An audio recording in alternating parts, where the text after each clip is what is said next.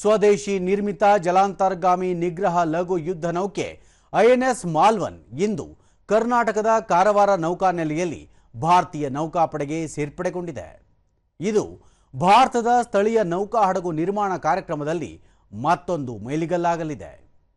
ವಾಯುಪಡೆ ಮುಖ್ಯಸ್ಥ air chief marshal AP Singh ನೇತೃತ್ವದಲ್ಲಿ ಮತ್ತು ಪಶ್ಚಿಮ ನೌಕಾ ಕಮಾಂಡ್ನ flag officer commanding in chief vice admiral Sanjay Vatsayan ಸಮ್ಮುಖದಲ್ಲಿ ಐಎನ್ಎಸ್ ಮಾಲ್ವನ್ ಸೇರ್ಪಡೆ ಕಾರ್ಯಕ್ರಮ ಜರುಗಿತು.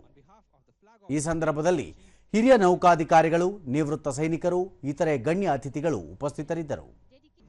ಆತ್ಮನಿರ್ಭರ ಮಿಷನ್ ಅಡಿಯಲ್ಲಿ ಕೊಚ್ಚಿನ್ ಶಿಪ್ ಯಾರ್ಡ್ ನಿರ್ಮಿಸಿರುವ ಐಎನ್ಎಸ್ ಮಾಲ್ವನ್ ಜಲಾಂತರ್ಗಾಮಿ ನೌಕೆ ಶೇಕಡ 80ಕ್ಕೂ ಹೆಚ್ಚು ಸ್ವದೇಶಿ ಬಿಡಿ ಭಾಗಗಳನ್ನು ಹೊಂದಿದೆ. ಕರಾವಳಿ ಹಾಗೂ ಆಳವಿಲ್ಲದ ಜಲ ಪ್ರದೇಶಗಳಲ್ಲಿ ಜಲಾಂತರ್ಗಾಮಿ ನಿಗ್ರಹ, ಪರಿಶೋಧನೆ ಮತ್ತು ಕಾವಲು ಕಾರ್ಯಾಚರಣೆಗಳನ್ನು ನಡೆಸಿ ಸಮುದ್ರ ಭದ್ರತೆಯನ್ನು ಹೆಚ್ಚಿಸಲು ಈ ಯುದ್ಧ ನೌಕೆಯನ್ನು ವಿನ್ಯಾಸಗೊಳಿಸಲಾಗಿದೆ.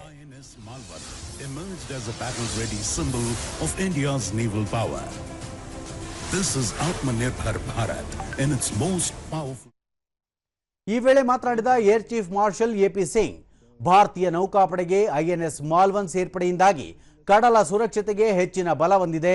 ಬಹುತೇಕ ಸ್ವದೇಶಿ ಉತ್ಪನ್ನಗಳನ್ನು ಬಳಸಿ ಈ ಹಡಗನ್ನು ಸಿದ್ಧಪಡಿಸಲಾಗಿದೆ. ಇದು ಆತ್ಮನಿರ್ಭರ ಭಾರತ ಕನಸಿಗೆ ಶಕ್ತಿ ತುಂಬಿದೆ. ಹಡಗು ನಿರ್ಮಾಣದಲ್ಲಿ ಭಾರತ ಯಾವಾಗಲೂ ಮುಂಚೂಣಿಯಲ್ಲಿದೆ ಎಂದು ಹೇಳಿದರು.